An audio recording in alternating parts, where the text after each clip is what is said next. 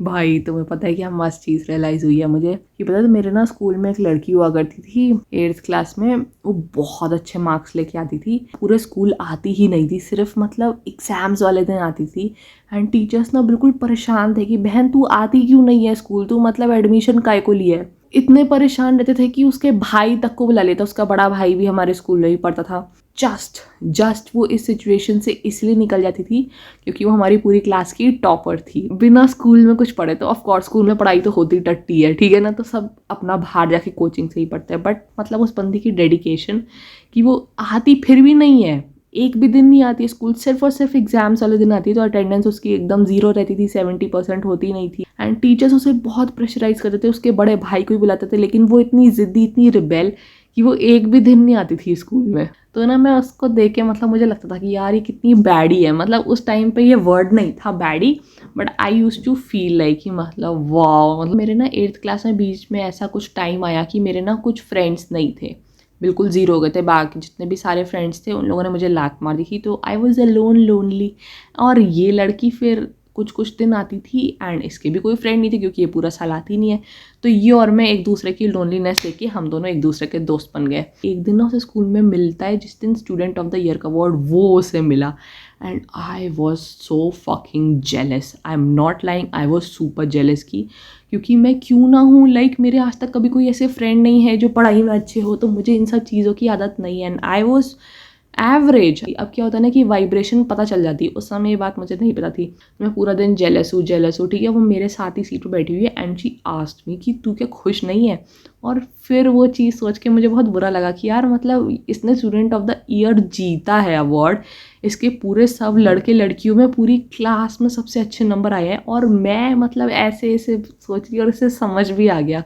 तो मुझे लगा कि नहीं यार, नहीं नहीं नहीं ऐसी बात नहीं है। और फिर मैंने उससे थोड़ा बात करी कि अच्छा तुझे कैसे मिला है, तूने कैसे कैसे तू पढ़ती है क्या क्या, तो मैं उससे ऐसे ऐसे थोड़ी बात कर रही थी। तो मुझे ना उस समय लगता था कि यार ये बंदी ना अपनी लाइफ में बहुत आगे जाएगी। बट सैडली आज उसकी शादी हो गई है और आज उसका एक छोटा बच्चा भी है। वो अपनी लाइफ में एज एन वर्किंग नहीं कर रही है। हो सकता है तुम में से बहुत सब लोग बोलोगे ये ओपिनियन देके कि यार हाउस वाइफ होना भी बहुत बड़ी बात है, बहुत बड़ी बात है, बट यार उसकी कुछ वैल्यू नहीं होती आज की डेट में। सब लोग उसे एक मेड से ज़्यादा और कोई चीज़ देखते नहीं है। शादी करी, उसने बच्चा किया, but why her husband is super successful? Because लड़के अपनी पर्सनल और प्रोफेशनल लाइफ दोनों को साथ लेके चलते हैं। वैसे तो वो पर्सनल वाली को लात ही मार देते हैं ग्रांटेड लेके, कुछ अच्छे लड़के भी होते हैं तो वो ना कॉम्प्रोमाइज़ नहीं करते because they have to earn. उन्हें शुरू से बोला जाता है कि, जैसे मुझे याद है कि जब मेरे पापा बचपन में बोलते थे ना कि कहते कि तुम अगर पढ़ाई लिखाई नहीं करोगी तो तुम क्या करोगे, तुम्हें कि तुम्हारी शादी कर देंगे फिर। और मेरे भाई से बोलते थे कि तुम पढ़ाई लिखाई नहीं करोगे तो क्या तुम ऑटो चलाओगे क्या।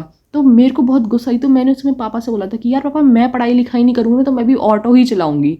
एज इन कि मुझे उस चीज़ में मत डालो, मतलब ये जेंडर रोल स्विच मत करो। लड़कों के पास शुरू से ना कोई उन्हें ऑप्शन नहीं दिया जाता है कि तुम्हें जो है तुम्हारी शादी कर देंगे, क्योंकि शादी एक बैकअप प्लान नहीं है लड़कियों के लिए, वो और एक जो है क्या बोलते हैं हेल का दरवाज़ा है। बट उसको दिखाया ऐसे जाता है सोने चांदी का दरवाज़ा। मैं सोचती हूँ कि वो अपनी लाइफ में क्या कुछ नहीं कर सकती थी। तो मुझे लग रहा है कि अगर मैं आज के टाइम पे एक अच्छी जॉब कर रही हूँ तो भाई वो तो स्टूडेंट ऑफ द ईयर थी।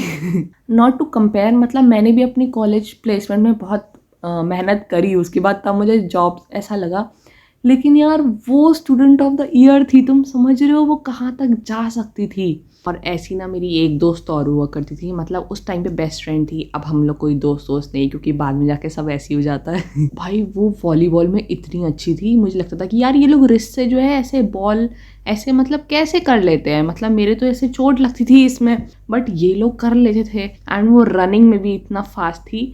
उसने मतलब फिर आगे जाके फार्मेसी लिया, देन फार्मेसी का भी उसने कोई पेपर क्रैक किया, बहुत अच्छी रैंक आ गई, then she got into a well known college university and now she is also married and have a baby. तुम ये समझ रहे हो पैटर्न ये कैसे रिपीट होता है? मुझे लिटरली देख के लगता है कि ये लड़कियां कितना कुछ अपनी लाइफ में कर सकती थी। भाई आजकल पढ़ाई लिखाई करने से कुछ नहीं होता है, अगर तुम उसके बाद इंडिपेंडेंट नहीं बन रहे हो, उस चीज का यूज नहीं कर रहे हो, उसके बाद अपनी जंग नहीं छेड़ रहे हो घर में, तो पढ़ाई करने का कोई मतलब नहीं है। क्योंकि उसके बाद पैसा तुम्हें अपने पति का मिलेगा, पूछना तुम्हें उससे पड़ेगा हर चीज के लिए, A to Z। तुम कल को ना ही अपने बच्चे को सपोर्ट कर सकते हो। जब तुम्हारे पास फाइनेंशियल फ्रीडम नहीं होती है, तुम कभी छोड़ भी नहीं पाओगे अपने पति को। जंग खाली पढ़ाई करने तक नहीं है, उसके बाद अपनी एक अलग जंग छेड़नी पड़ती है कुछ करने के लिए ज़िंदगी में। ओके, टेलर स्विफ्ट को सब लोग बोलते हैं कि कितनी अच्छी, I am also Swiftie, I love her music, but कभी कभी मैं ये सोचती हूँ कि यार अपने इंडिया में भी इतने सारे वोकलिस्ट हैं, इतने सारे अच्छे अच्छे सिंगर्स हैं, क्या कोई टेलर स्विफ्ट जैसा अच्छा गाना नहीं गा सकता? क्या उसकी जैसी एल्बम्स में इतना कोई अपना हार्ट पोर करके नहीं बना सकता? क्या उसके जैसे कोई लिरिक्स नहीं लिख सकता? How many of them are wanting to go into that junk, because that junk is there. Maybe हमें लगता है कि टेलर स्विफ्ट के लिए वो ईजी होगी as compared to if you are in a family जो सपोर्ट नहीं करती एंड स्टफ, बट जंग तो जंग ही है, तुम नहीं कर रहे तो कोई नहीं आ रहा तुम्हें बचाने। मुझे बहुत ही वो लगा झटका सा, because I used to think कि ये लड़कियां अपनी ज़िंदगी में बहुत अच्छा करेंगी, and these are just 2 examples. और बहुत सारी लड़कियों की यार ऐसे शादी हो गई एंड बच्चे हो गए हैं, स्पेशली वो जो मतलब एकदम क्लासेस और स्कूल्स में एकदम बैडीज हुआ करती थी, and they have given up on their careers.